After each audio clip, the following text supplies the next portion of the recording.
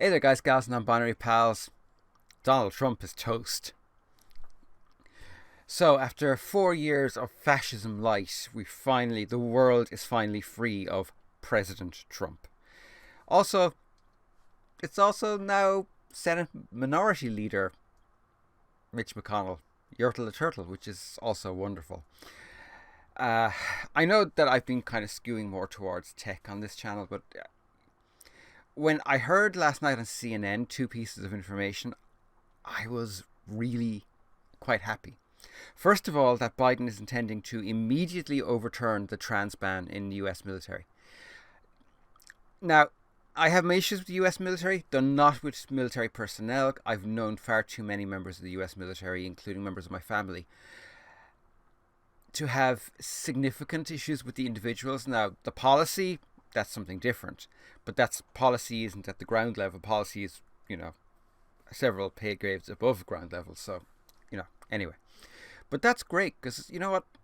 If a trans person wants to serve in the military, that is their decision, and they should not be discriminated upon simply because of their gender presentation. So that's number one. That's wonderful. Actually, there's three things he said that I found out last night. The second thing that's a big thing for me is the Paris Accord. Paris Agreement. I can't remember if it's an accord or agreement. I think it's an agreement. Anyway, it's the very bare bones agreement on climate change. Again, I have my issues with that particular agreement. I don't think it's very good, but I do think it's a hell of a lot better than doing nothing. And it can be used as a stepping stone by countries, smaller countries that have outsized political sway.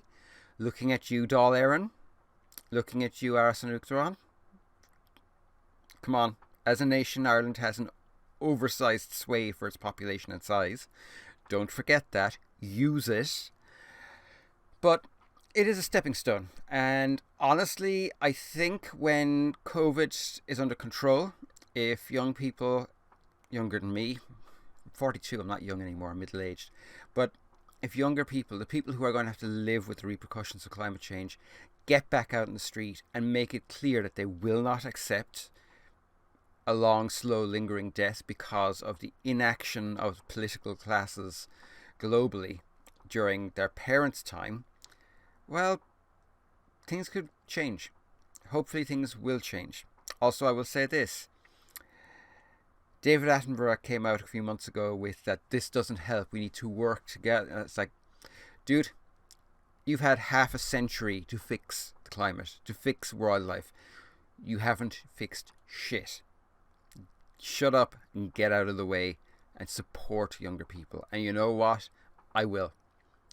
Any of my younger people in my life that are watching this, you want to do something about climate change, I will fucking back you to the hilt. It's a mess that was created by my predecessors. I've done my best. There's only so much an individual can do. And the socialization of climate change is one of the great scams of the commercial classes. So, yeah, I'm going to be talking about climate change in the near future because that's a really long video on its own. Anywho, the third thing. Apparently there's a trans person up for a cabinet position in Biden's cabinet.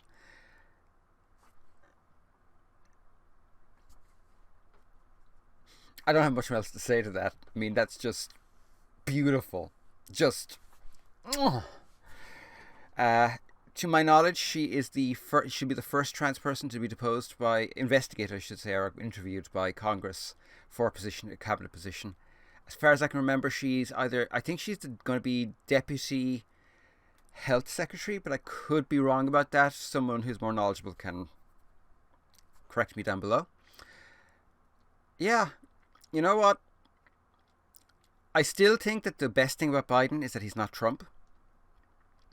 But he's making the right noises. His cabinet picks are very representative of the actual demographics of the US. I'm cautiously hopeful. Cautiously.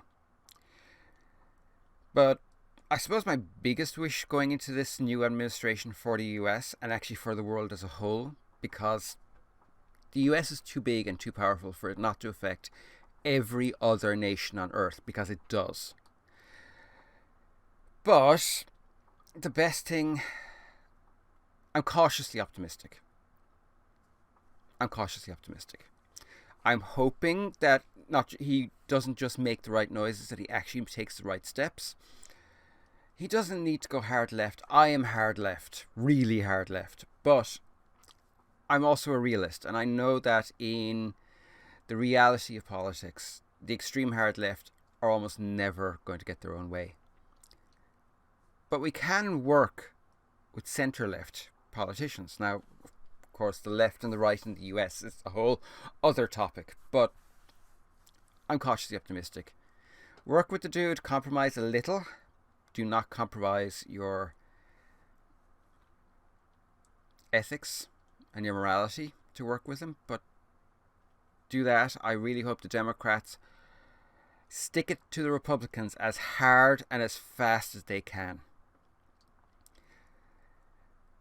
Reach across the aisle to a degree, but beyond that, fuck them.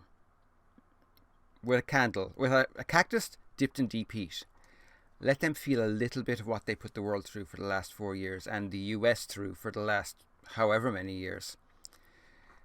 I'm just hoping if Stacey Abrams decides that it's time to start work on